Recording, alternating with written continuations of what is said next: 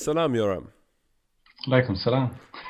Thank you very much for joining me on the podcast this week. I think, interestingly, we just both realized that we're currently both fasting as we're recording this in Ramadan, and it's the last hour before Maghrib for both of us. So either this will make for a fantastic and amazing conversation, or we'll both be a bit dead. I'm hoping the first, but let's see how it goes. But yeah, anyways, thank you for taking the time to do this. I know you're an incredibly busy guy, and I also, I guess, apologize a little bit because I feel like, especially when it comes to people who have converted to the faith, and someone like yourself who's converted in kind of as spectacular a manner as you have, it's one of those things that people always want to hear about and always want to talk about.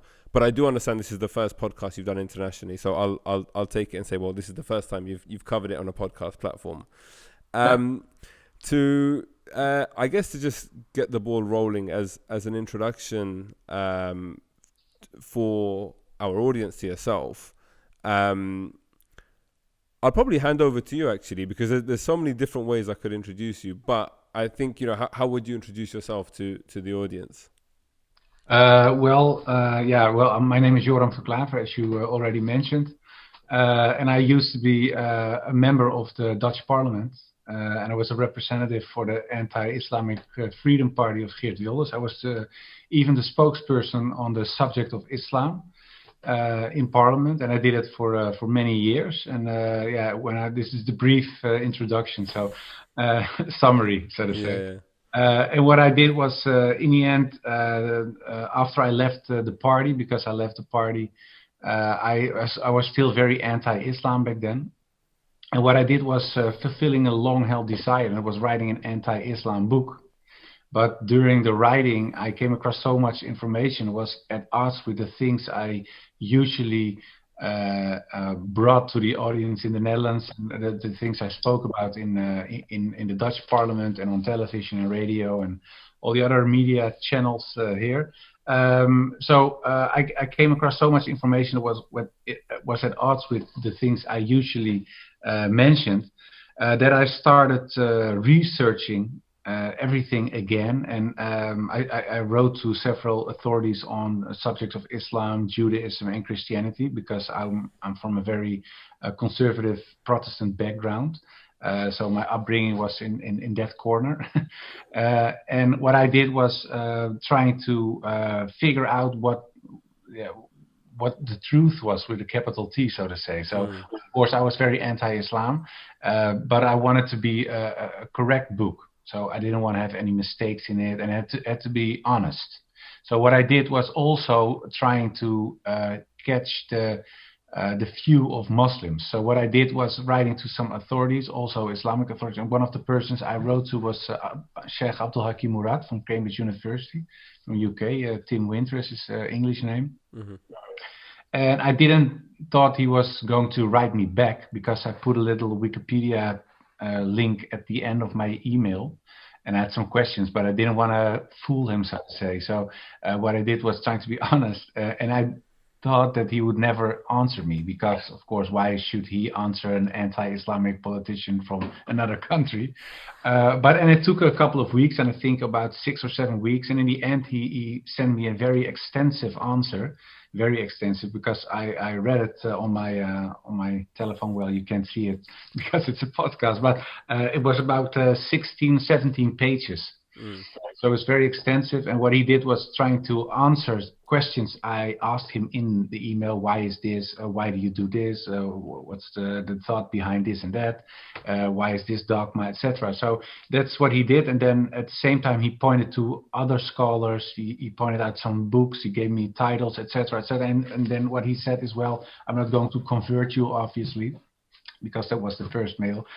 He said to me, well, what you have to do is reread all your books, all your anti-Islamic books, read them again. But if you read them, read these books next to your anti-Islamic books. So, and he said, well, then you can see where they take the wrong turn. He said, well, this is historical Islam, this is the scholarly Islam, this is how it always has been from the beginning, and this is what they made of it. And of course, he said there are some crazy people in all faiths, so obviously also in Islam, but that's not a representative, and they are not representatives of the faith, of course. He said, well, look at the sources yourself, and then you can judge. And that's what I did. And in the end, because it's a summary and it's a short version, I was so convinced, and maybe we get back to it later in a more detail, but I was so convinced of what I found, and I felt that I found the truth with a capital T. So in the end, I even converted to Islam. So what started out as an anti-Islam book ended up me becoming a Muslim. So it was not planned. You know what's incredible is when I came across your story a few years back, it was almost like too picture perfect. This kind of like, you know, coming into attack, or, you know, to write a book to write off Islam essentially, and show and highlight all of the flaws and whatever else, to then abandoning the project and actually embracing the faith is just remarkable. But I think, you know, what I wanted to kind of be able to do over the course of this conversation is try and understand a bit more about your own kind of mindset throughout this process, because it's not something that's done very easily. And I think from a born Muslim perspective, often we look at Islamophobes and we look at those media commentators and politicians who we see to be the most, you know, ardent of our oppositions, people like yourself previously, and would not at any point consider that, oh, this person might become Muslim. There's a glimmer of hope. There could be, you know, Allah could change this person's heart or whatever else. But I think it's also in understanding the journey. So I know the answer to this question, but I think it's a nice introduction to your background. Where were you on September the 11th, 2001, and what were you doing at that point in your life? Yeah, it was my first day in college, and I was studying comparative religion. And obviously, like I said before, I was very anti-Islam because of my background. It's not that the church taught us to hate Muslims or something like that. Yeah. But when you look into the theology, and not many Christians do that, but I did because I was kind of a nerd and I wanted to know what we believed. Because when I was 16, 17 years old, I already was very interested in religion, and not only Christianity, also other religions, but of course, mainly Christianity, because I was a Christian. I was brought up that way, and my grandfather was a minister. And so I was very interested in that. And what I did was... Can I ask a quick question? Were you religious or just interested in religion? No, I was very religious as well. So I was practicing Christian also. Okay. So we were brought up like my for example, all the children, me, my brothers, my older brother, younger brother, my sister, we all have Christian names, or names from the Bible. We all are baptized. We went to a Christian school. My father read from the Bible before dinner, after dinner. We prayed. We went to church. So we did everything good practicing Christians did. And of course, a lot of people inside of the Islamic community always think that non-Muslims in the West, especially when they are not living in the West, are Christians. But of course, you know, that's not the case. Most of them are secular. And especially in the Netherlands, we're one of the most atheistic countries in the world. There was a research done by a Pew Research last year or 2 years ago. And they said, well, it's the most anti-religious country, and not in a negative way, but just nobody has something with religion. And people say, no, well, I'm convinced atheists. And it's the first time in 2016, they said it's the first time in history that in the Netherlands there were more atheists than theists. So all other religions combined with Christianity, altogether there were still more atheists in the Netherlands than theists. So I think we're in the same place in the UK right now. If we're not far off, I believe it's a very similar dynamic. Okay. Yeah. But in and maybe it's for the whole of Northern West Europe. It's probably in Denmark and countries like Sweden the same as in our country and your country then. But of course, like I told, we were from a Christian background and we were practicing. So we were already kind of strange. And I was born in Amsterdam, and Amsterdam is very liberal. So if you are a very practicing Christian in Amsterdam, that's kind of strange. It was, of course, years and years back. I think more than 20 years ago. getting old. But the first day I went to church, I went to college was September 11. And I already had some negative views because of the theology of that church, and I read some books and about Martin Luther, of course, because he was the founder of Protestantism, and he wrote obviously some books that were very negative on Islam and the Prophet, especially.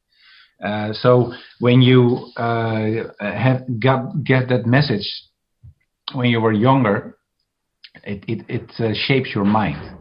And when I went to college, the first day, of course, was September 11, 2001. I saw those planes flying in buildings. It was like a terrorist attack, of course. And then we have, in the Netherlands, we had a guy called Theo van Gogh. He was a famous filmmaker. Yeah, and he was murdered, right? He was murdered in the streets in 2004 by a guy who called himself a jihadi. And he pointed, not only he slit his throat and shot him, but when he was lying on the floor dying, he put a knife in his chest with a letter for Ayaan Hirsi Ali as well. So, and he said, "You are next." And then we saw attacks in Madrid and London and all those other European countries, in Beslan, in Russia. So it confirmed my idea that Islam. What was so? It's one thing to believe or to think that Islam is bad, but then it's obviously an entirely different thing to kind of politically join a party and advocate for the abolition of the religion. I think the one thing that I've always wanted to understand is what drives somebody to the point of obsession almost with a religion that isn't theirs and the abolition of it. Because I disagree, for example, with other faiths. So I think that there are certain things in other faiths I don't agree with, I don't believe, I think are nonsensical, fantastical, whatever you want to call it. But I've never even publicly spoken about that, and I also haven't like gone to the point of like joining a political party to get rid of the religion. And it's not a question you get to ask many people, because if I was to ask someone like Geert Wilders, for example, he would just reel off everything that he perceives to be wrong with Islam. So what was it for you that took, someone who was studying comparative religion, meaning that you understood religions at a theological level? It wasn't just like this kind of social media brainwashing that took place. It was actually like something that you had built on. What then took that and got you into politics in that extreme a way? Yeah, it's at next level, of course. If there's more to fill in, by the way, in between, then feel free. But I just think that's the question I really want to ask you. Yeah, no, and it's a very legitimate question. Well, of course, like I told you, I was brought up in a certain way, and because you have some ideas that were negative on Islam, you are shaped. But there's also the historical aspect, and not many people talk about it. But when you look at, for example, the West, the British Empire, but also the Dutch and the French, and a lot of people nowadays say, well, they're imperialistic, and they used to did some things all over the world, etc. And that's true, of course. But it's the same, for example, with the Ottoman Empire, and it was the Islamic Empire, the last caliphate, so to say.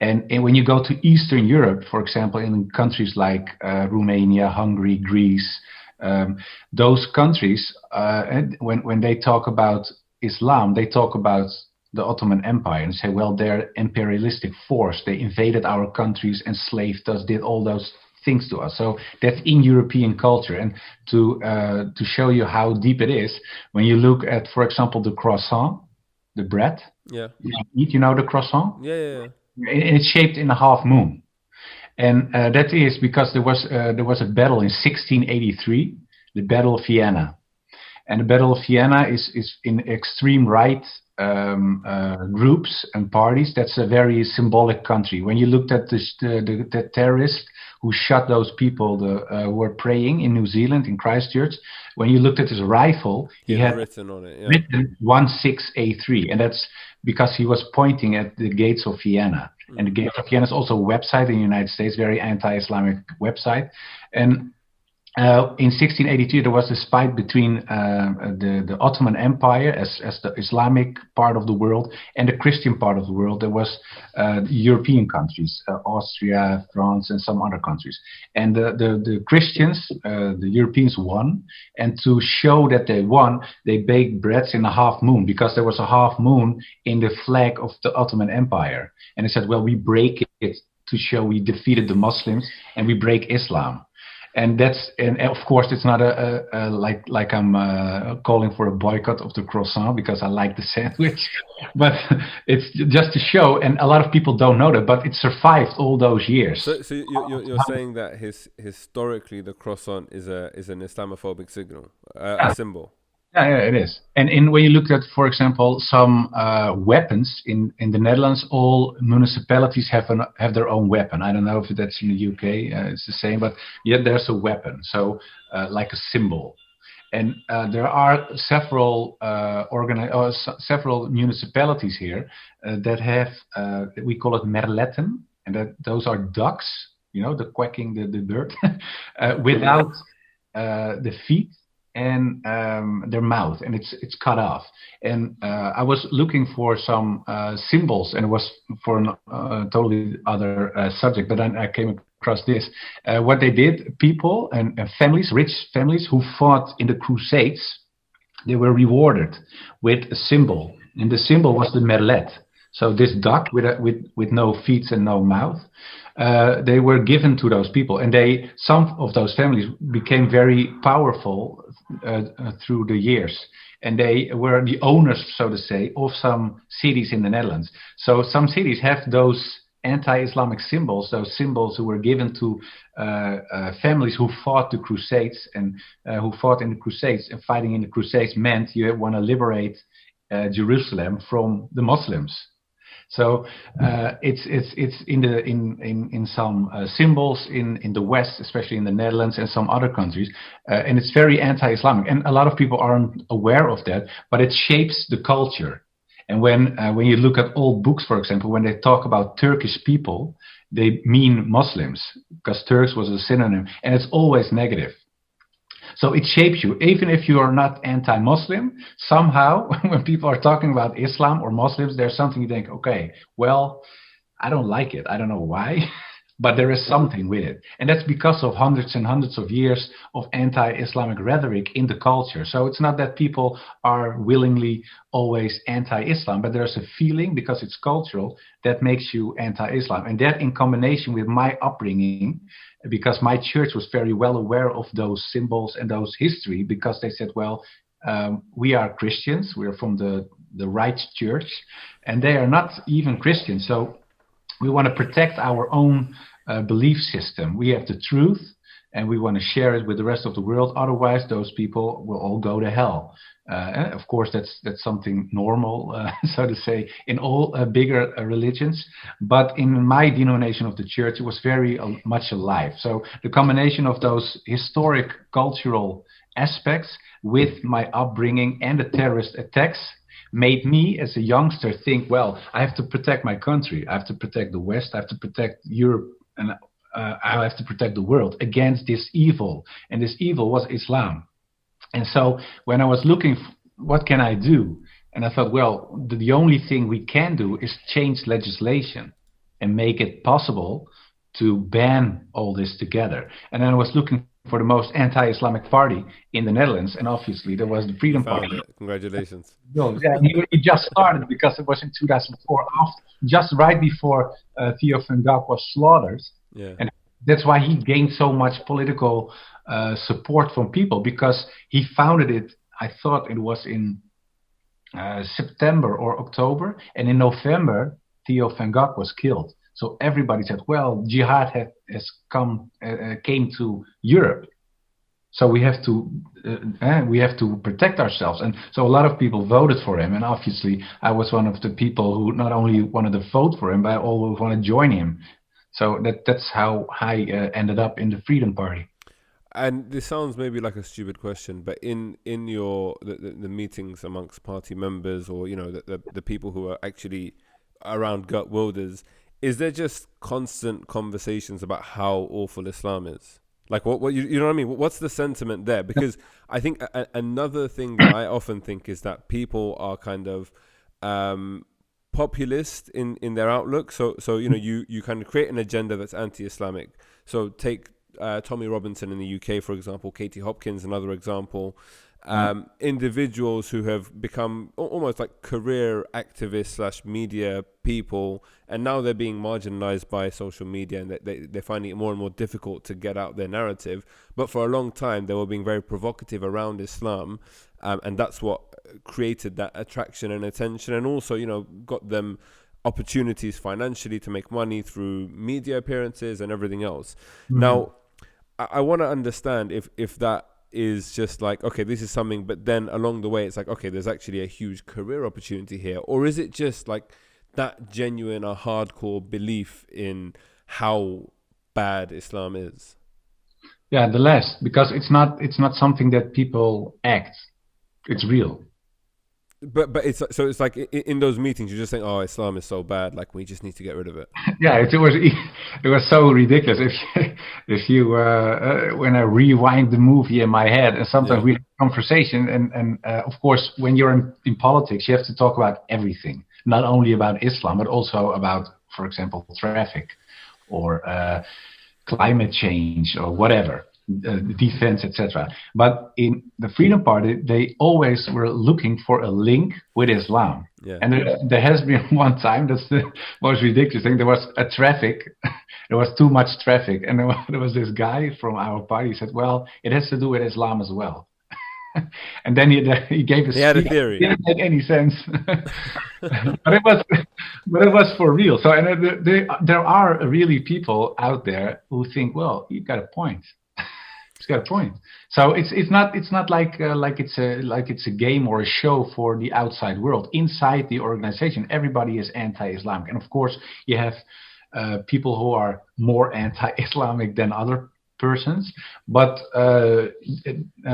when you are, for example, in our organization or my former organization in the Freedom Party, if you want to join, they always asked two questions, and one of those questions is, what do you think about Islam?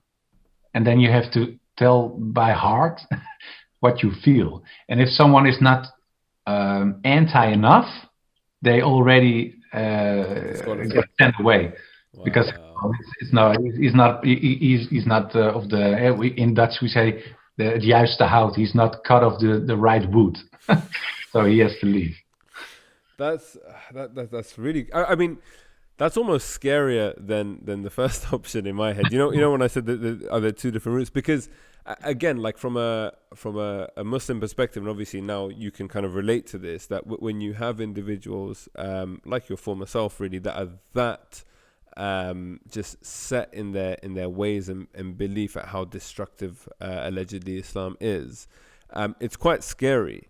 Because they will go to no end, because they see Islam as such an absolute existential threat in society that they will go to no end to see it. Like we're seeing in France right now, right? Like you're seeing that very openly, and I would argue that the only difference in the UK is that the Conservative Party, who are the majority party in the government here, are just a bit more kind of savvy in the way they do it. But there is that kind of underlying Islamophobia. There have been, I think, over 300 cases of Islamophobia within the party that haven't been properly looked at.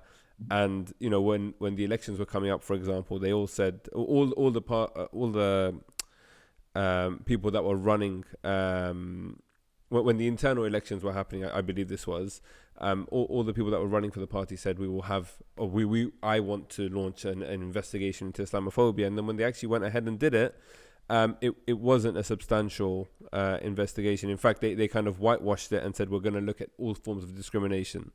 And so it's as I said, like it's the Islamophobia side of stuff is not taken very seriously, and on the flip side, the kind of curbing of freedoms across Europe, I guess, for Muslims are slowly kind of just getting worse and worse. Yeah. So I guess. Coming back to your story, because you mentioned Sheikh Abdul Hakim Murad and reaching out to him and kind of that whole period. I think that's probably quite interesting. Is going from the extreme anti-Islam to then putting together this kind of book. So unless there's anything significant between kind of leaving politics and writing the book, what happened during that time at a slightly deeper level with regards to kind of exploring Islam? What kind of reading were you doing? And you mentioned that there were conflicts between stuff that you had previously held to be true and stuff that you had said, in public as well. What were the kinds of things that you weren't able to kind of reconcile when you were doing a deeper read? Yeah. First, it's important to know that when I was younger, I already had some doubts about certain dogmas of the Christian faith.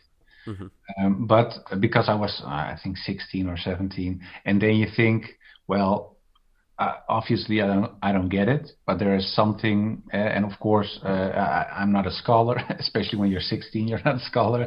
So I leave it, and I'm just being Christian. I do the things I have to do, and one of those things had to do with the Trinity. And of course, in Christianity, people believe that God exists out of God the Father, God the Son, and God the Holy Spirit. And those are three different persons, but they're all together, they're one God. Yep. And I always thought it was very hard to get the concept.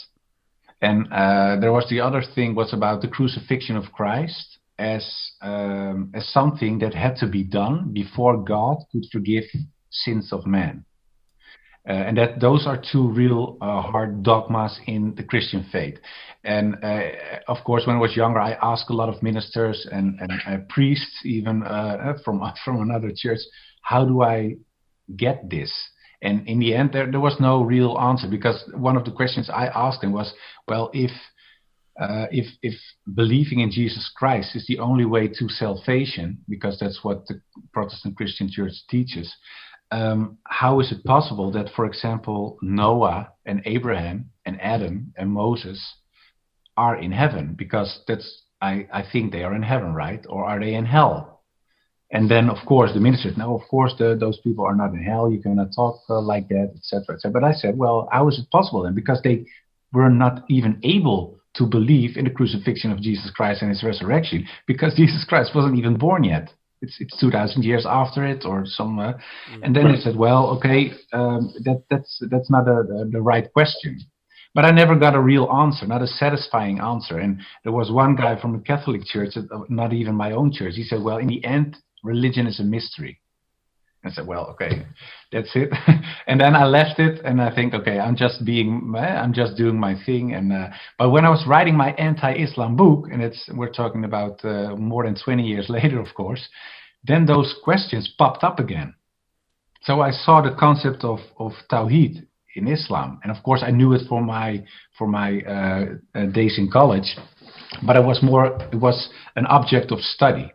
It was not a question of truth with a capital T. It was not a personal thing, but now it became personal because I was reading it, and my doubts about my own religion popped up again, those dogmas. And one of those dogmas was, of course, the concept of God. And when I saw the concept of God in Islam, I said, well, it looks so much more logical, and it appealed to me.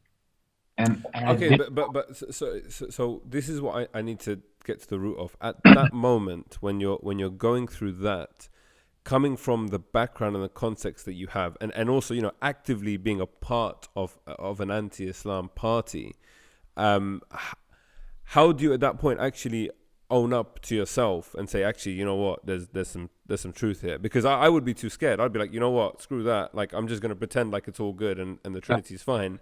Because I've just spent considerable, energy and effort and time in my life, like dedicating myself towards this cause. So how were you that able to be true to yourself at that moment? Well, at that moment, I was still very happy that there was another obstacle, and it was, of course, the Prophet, peace and blessings be upon him. Oh, so that was your thing. Yeah, we'll get to the Prophet. That's my way out.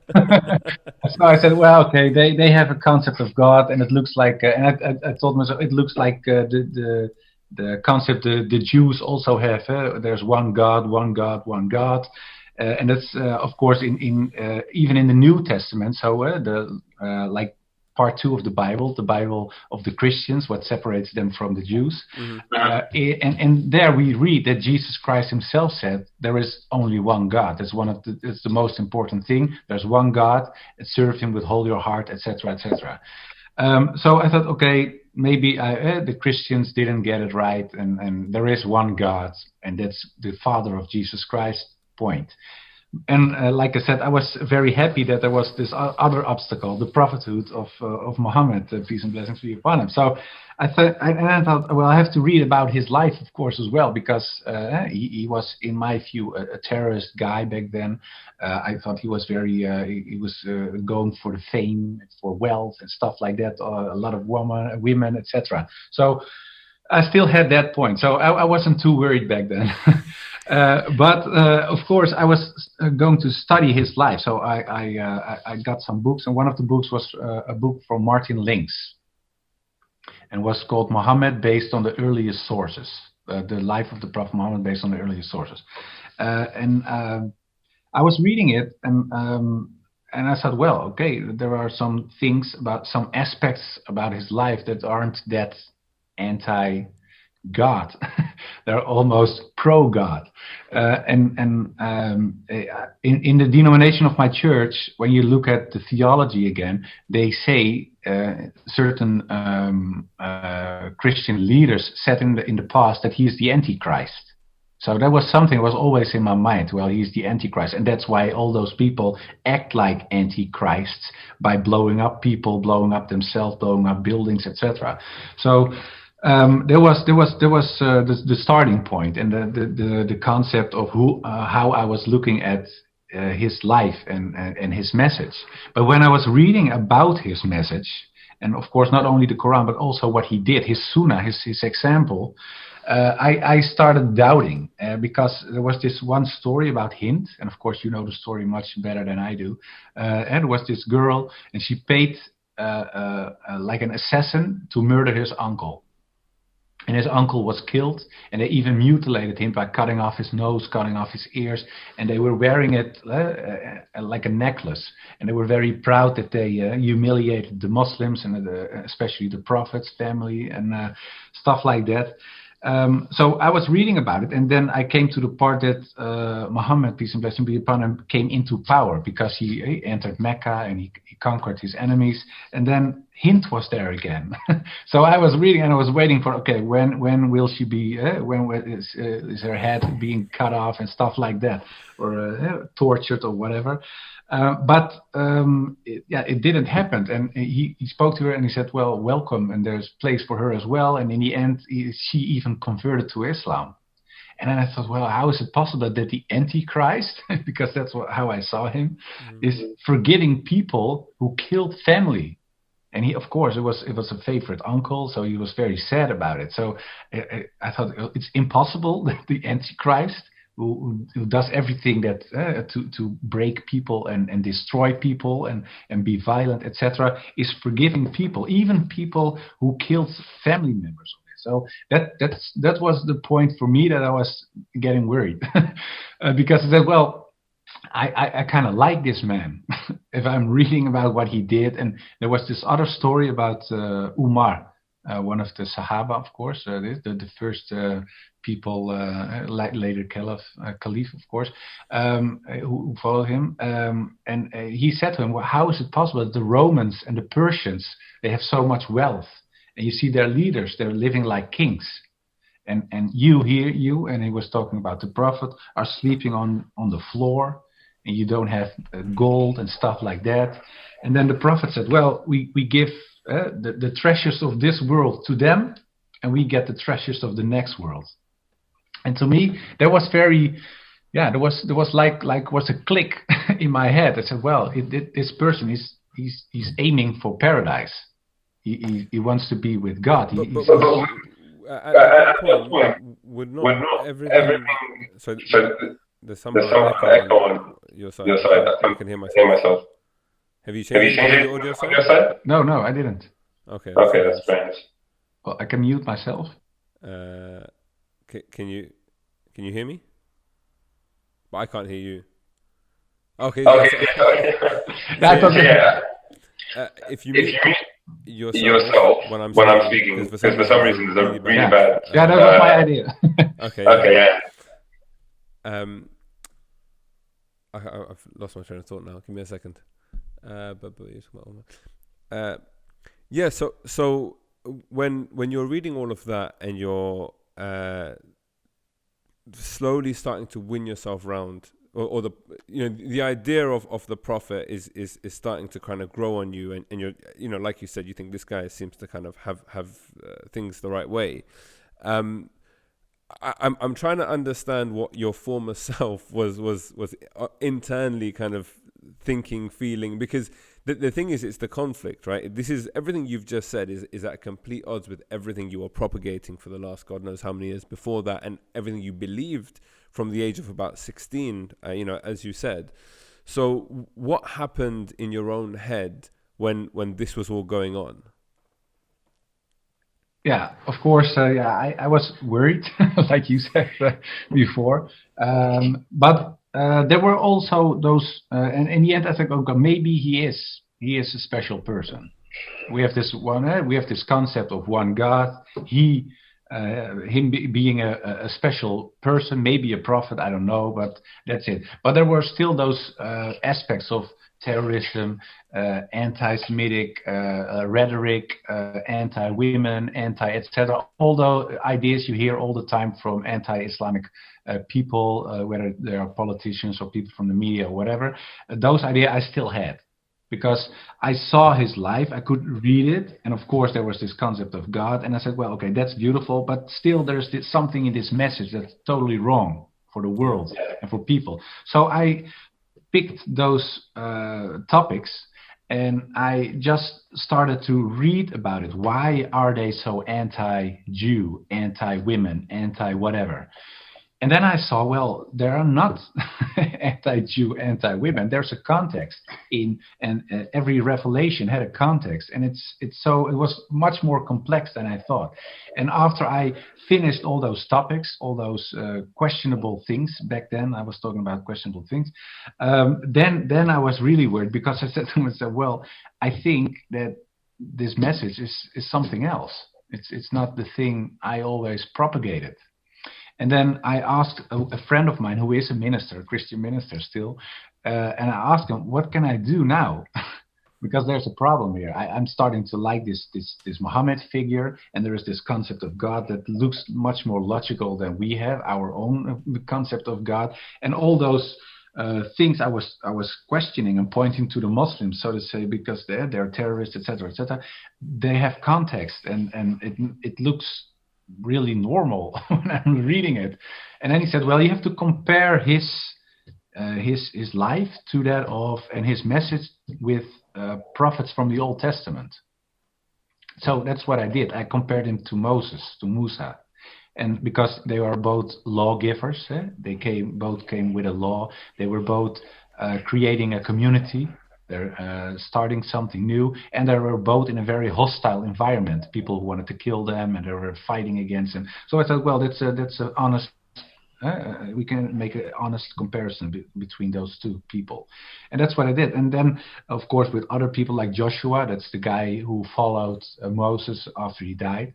And there was one example, because we are not too much time left, but there was this one point. It was about war, and of course, war is not nice.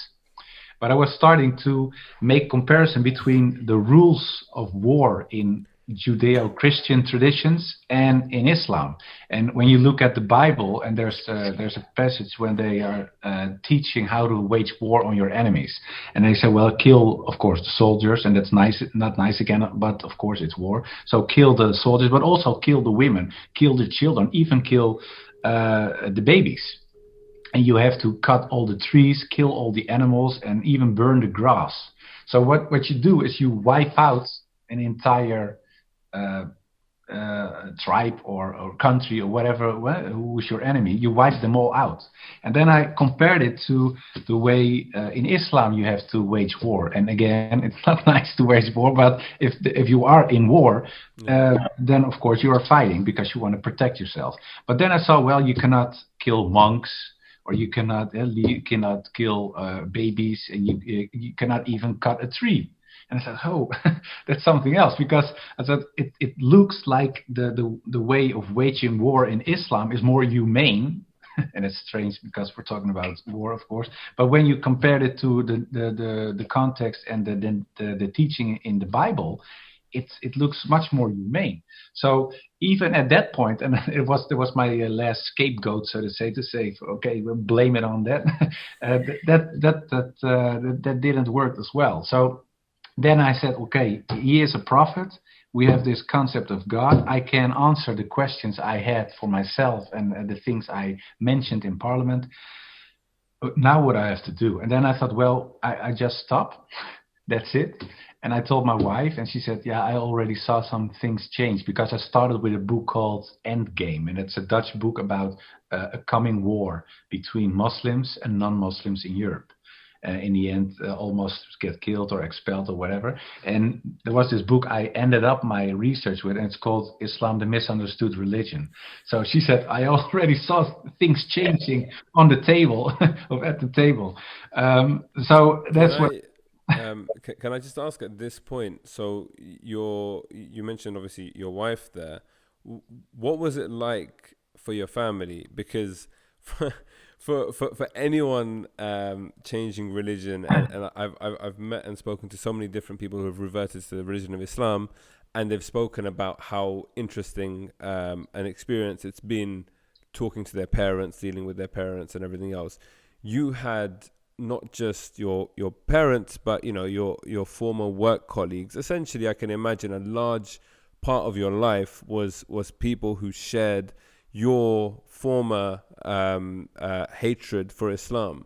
Yeah. So did that ever also, because I think what's fascinating, I know we've only been speaking for about 40 minutes here, but I think what's fascinating about you as an individual is that you seem to be very guided by what you perceive to be truth, whatever that is, and whatever the cost of that is as well, which is genuinely a remarkable attitude to have, and an attribute I think that people are always aspiring towards, because the difficulty in life always is that it's unfortunately it's like there's the right thing to do or the easy thing to do is usually how it is.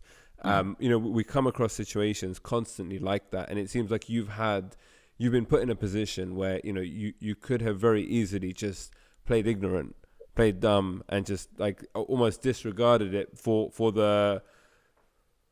everything that you had going on and everything you had built up. But how was that socially and family and everything else, politically even as well? I can't imagine that was an easy journey. No, of course. But like I said, the night I finished my research, all those books at the table, I put the books back on the shelf, and it's behind me, and I was putting all those books back, and then some books fell off the shelf, and one of those books was the Quran. And I picked it up, and one of the verses, I was on a page. What I saw was a verse from the Quran. It's 22:46, and it says, "It's not the eyes that are blind, but the hearts." And then I thought to myself, well, that's it, because that's what it is. Because I can see it, I can read it, I know it, but I still don't want to be a Muslim. I hate the idea of me becoming a Muslim. Just to be clear, you're telling me you were doing all this research, that the Quran literally fell out, and was the page open, or just you were on that page? No, it fell out of the closet. Yeah. From my shelf. There were a lot of books falling out because it was too many books on the shelf. Too many books, yeah. So there fell a lot, and one of the books was the Quran, and I picked the Quran up and I put it on a table. But then I saw what page, and that was a coincidence, so to say. Yeah. So, and then I saw this verse, and then I thought to myself, yeah, that's something that it counts for me, because I'm reading all this stuff and I'm seeing it and I know it, but I don't want it. It was like my heart was blocked. And then I said to myself, well, okay, do a little dua, so to say, a free prayer. And then I said to myself, well, God, whatever God you are, and what religion is the best religion, guide me, show me the truth, and that's the path I'm going to follow. And then I went to sleep. And the next morning, I felt by myself, and I didn't hear any voices or something, but I felt to myself, well, I think I'm just a Muslim. So I told my wife, I'm taking Shahada, I'm becoming a Muslim. And then she said, okay, it's kind of strange, but if that's what makes you happy, that's okay. So she was very supportive. And like I said, she saw things change. So it wasn't overnight. And she said, well, I already thought you were going that direction. And she never liked the fact that I was in the Freedom Party. So she said, well, I'm not talking about politics with you, but I love you for who you are. That's it. So when I was changing my views, she was very happy with the fact that I was changing my anti-Islam view. But of course, she's a Christian, and she's still a Christian. So this was another level again. But then when I told her I'm going to convert, she said, okay, I'm supportive and I will back you, etc., etc. So that was very sweet of her. But I had to tell my wife, and that's your question. I had to tell my mother, and I had to tell my grandfather, and my work, and it's all the people out there. And when I told my mother, she cried, because she's Christian as well. She said, well, I'm not crying for the fact that you became a Muslim, but because you left Christianity. And of course, like we believe there's a path to heaven and there's a path to hell. And of course, she says, well, you left the right path. So that was very sad to see your mother cry because of the decision you make. But in the end, she told me now she's kind of used to it.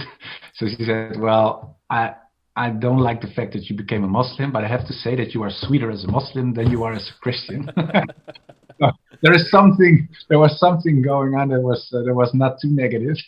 But I had to tell my grandfather, and that was the hardest part of me, because like I told in the beginning, we were from a very traditional family, and my father died years and years ago. So my grandfather was like the head of the family, and he was her father of my mother, and he also was active in church and stuff like that, and he was very Christian, but he was dying, really dying. He was lying on his deathbed in his own home. So all my aunts and they were always taking care of him.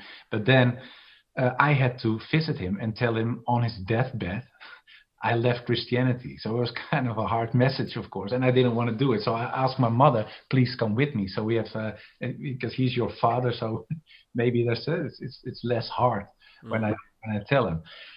And when I told him, he shut his eyes. And then my mother said, well, maybe you killed him. We were listening. I said, oh, yeah, what did we do? But I said, no, we didn't kill him. And then he opened up his eyes again, and he said to me, well, at least you didn't become a Catholic. That's literally the most Protestant answer you could ever have to that. Yeah, and to understand this answer, and I'll tell the short version. My denomination of the church was very Protestant, very anti-papish, so to say. We're very anti-Catholic. And not that we hated Catholics, because I had Catholic friends, and of course, but when you look at the history, our denomination was very anti, because in 1588, there was a fight between the north of the Netherlands and the south with the Spanish, because the Spanish Empire, we were a colony of Spain back then. And when you hear our anthem, our national anthem, we still sing, we give glory to the King of Spain. It's still in our anthem. And that's because we were a colony of Spain. And the Spanish king said, well, they were Catholic, of course. Those Protestants, and they were new, because in 1517 you got the Protestant church, and it was 1588. So let's say 67 years after the founding of the Protestant church. But William of Orange, the founder of the country, so to say, he lived near the king, and he lived in Spain. And after he left Spain, he went to Holland, and he was the king in the Netherlands. He was the ruling guy. But the Spanish king said, well, we have to kill all those Protestants, don't you think? Because they're rebels, and they're against our religion. And then he didn't say anything, and his nickname is William the Silent. And they said, why didn't he say it? And a lot of people back then said, well, he didn't hear what you said, so leave it. But he wrote, yeah, I heard it, but I didn't want to say anything, because I became a Protestant myself. So I couldn't say, let's kill all those people. So I was killing my own kind, so to say. So he said he didn't say anything, but in the end they got into a fight, and the Spanish Empire fight against William of Orange, and William of Orange said, well, we have to do something, otherwise we all get slaughtered by the Spanish, because they were much more powerful. And then he said, well, I have to find some people who can help us. And then he wrote to the Ottoman Empire, to the Muslims, and he said, well, can you help us with money or weapons or whatever? And the Sultan says, why? Well, why should we do that? And he said, well, we are fighting the Spanish, and we know you don't like the Spanish as well, and we are in a geographic position that's very interesting for you guys when it comes to trade money, in Europe, trade, stuff like that. And he said, okay, we help you. And we got weapons and money from the Ottoman Empire, and then they start fighting, and in the end, the Netherlands got independent. So the Netherlands got independent with the help of the Ottoman Empire. And every year there's still this celebration in the 7th or 8th city of the Netherlands called Leiden. And it's called Leidsontzet. It means the liberation of Leiden. And what they do, they wear half moons on their shirts. And there are even flags, Turkish flags. And they say, I'd rather be Turkish than Papish. And when you translate it to the English or Dutch nowadays, you say, I'd rather be a Muslim than a Catholic. So when my grandfather heard me saying I became a Muslim, he said, well, at least you didn't become a Catholic. So that was funny, and it was his way of saying you're still welcome. So I was very pleased with his answer. That's beautiful. You know, I'm aware as you've been talking, it's just been getting darker and darker around you. So I'm aware that Maghrib is setting in. So I think, to be honest, we could talk for ages, and I've been fascinated by your own personal story, but also just your ability to recall history and talk about the historical context of Islam in the Netherlands and everything else. But I think just to kind of I'm trying to think what the okay. So for me, as I said, there's genuinely, and if you want to do a part 2, I'm fully down, and we can do this again. And I know you're busy, so it might not be possible. But I think just one final thing: you've stepped away from politics, and I think I remember you saying that you wouldn't want to re-engage in politics again. That's not for you anymore. Is that correct? Yeah. So I want to understand what you believe to be the kind of the solution or the way forward for Islam in Europe. And by that, I don't mean from like a da'wah perspective and bringing people to the faith. I mean just pretty much survival right now, because we've mentioned France earlier. The climate and the attitude towards Muslims in most European countries is pretty unsavory. You're someone that's been on you know that end of the spectrum better than anybody else. So now that you are a Muslim, how do you see the potential for Islam and Muslims? And I don't think it's just about surviving. I think it's about thriving as well. Because for me, I think a big part of that is actually engaging in the political system, but doing it, in our own way, on our terms, with our principles, which is also difficult. And we could have had a whole conversation about politics and Islam and compatibility. But what do you think the future is? And I guess also, you're somebody that has... The reason why you got into politics, because you saw it as your kind of national duty to preserve Christianity from Islam and whatever else. But I assume that given your nature and your kind of inclination towards truth and everything you've been talking about, you would still want to be able to serve now your people, which is the Muslim community, and especially when it comes to kind of all of this stuff. You've got a very clear experience in politics. How do you see the Muslim community thriving in Europe moving forward? Yeah, it's a good question. It's not an easy one. I don't think there's an easy answer. Well, I think the context in, for example, UK is very different from the Netherlands, because you have scholars. Of course, we have some scholars, but it's of a different. Because it's very different, because in the UK those scholars speak English as well, and what we have is most of the scholars, we have some really good scholars, but they don't speak Dutch, and people who do speak Dutch. So what language do they speak? Most of them speak or Arabic they're from Morocco or Turkey, most of the people. So do they speak English or just Arabic? They do speak English, and they do speak a little bit Dutch. But when you want to engage in politics, you have to be fluently in your language, of course, because it's all about words. It's all subtleties, etc., etc. So you have to be fluent. And now, so I think the next generations, of course, there are some youngsters who will be scholars in the future as well. So that's something that's very important, I think. So that's something we have to do, and encourage those people and make sure that they get into the right positions and get all the support. But there's also the lobby part. In the Netherlands, we don't have an Islamic lobby organization, so I'm starting to found something with a small group and make sure that we have a lobby organization in the Netherlands.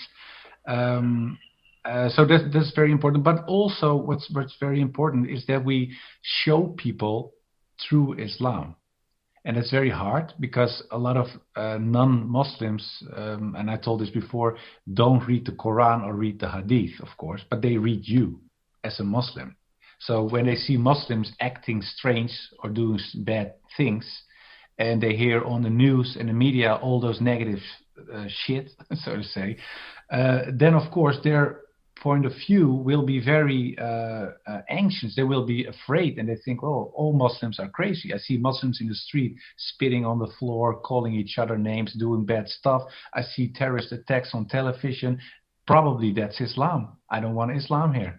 So what we have to do, and it's easier for me because I look like most of them, like a white male, European guy. When I speak to them, it's easier for them to listen to me because, and that's how it's a sociological truth. People who look like, whether they are black or white or yellow or whatever, it's easier to relate to. Yeah. So what I'm doing now is that we are starting all those initiatives to go to schools to make sure that youngsters, especially the next generation, see Muslims not as something evil or scary or whatever, but just as their fellow classmate or their neighbor or whatever. So it's becoming normal. And also what's very important for us, and that's maybe a little bit sensitive, but when you look at the political spectrum, everybody focuses on right wing. They say, well, right wing is anti-Islam. And that's true. Most of them, not everybody, of course, but a lot of them. But it's always about nationality and ethnicity. But when you look at the left side, and that's something that a lot of people don't talk about, you see it's about the moral agenda. And that's maybe even more dangerous because it's about, especially in the Netherlands, we're a very liberal country. And when it comes to prostitution or alcohol or drugs or traditional family values or all those topics, euthanasia, etc., the left wing says, well, we love you, of course, because you are multicultural. But we don't love the things you'd say. So you have to adopt the secular liberal agenda to be part of to be fully accepted. On one side, there's the left side, and on the right side, you have to be like almost white, or you have to have one nationality. So you're stuck in between. So there is no real. The reason I've got a huge smile on my face as you're talking is because I've had this conversation so many times behind closed doors, looking at left-wing politics, and essentially, like, in the UK we have the Labour Party, who are seen as a kind of better option of the two, let's say, between the Labour and Conservatives in the UK. But the kind of, if you keep taking the left agenda as far left as possible, it's essentially the abolition of religion. Yeah, because liberal values are not compatible with Islam fundamentally. Yeah. At their most pure form, the two are at odds with each other. And again, this is why I was saying, if we were to get into politics as a conversation, that's a whole separate podcast because there's so much to discuss there. But I'm glad you brought that up because, it's something that I think there's a convenient alliance between, for example, Muslim communities and more left-leaning political organizations in the UK and in Europe generally. But as you rightly pointed out, there needs to be a very clear understanding that our values are only aligned to a certain extent. And when you talk about the family unit, for example, the Conservative Party in the UK are more about the kind of traditional family unit than the Labour Party.